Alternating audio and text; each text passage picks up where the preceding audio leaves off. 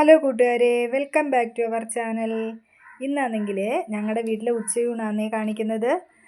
നല്ല കുത്തരി ചോറാണ് ഇത്. ഇനി സൈഡായിട്ട് ഒരു നല്ല വറുത്തരച്ച ഇഞ്ചിക്കറിയാണിത് കേട്ടോ.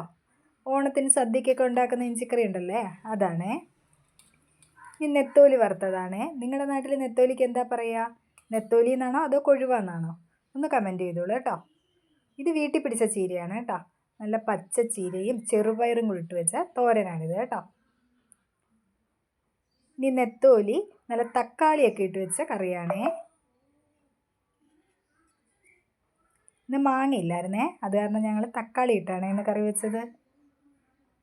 ഇനി പുളിയൊക്കെ പിഴിഞ്ഞൊഴിച്ച് തക്കാളിയൊക്കെ വാട്ടി ഒരു ഒഴിച്ചെറിയും കൂടെ വെച്ചിട്ടുണ്ടേ. രസമാണ് ഇത് ഒഴിച്ചെറിയായിട്ട് ഇന്ന് വെച്ചേക്കുന്നത്. നിങ്ങളുടെ വീട്ടിൽ എന്തൊക്കെ കറി വെച്ചെന്ന് ഒന്ന് കമൻറ്റ് ചെയ്തോളൂ കേട്ടോ.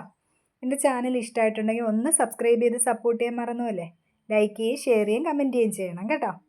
Bye bye, see U.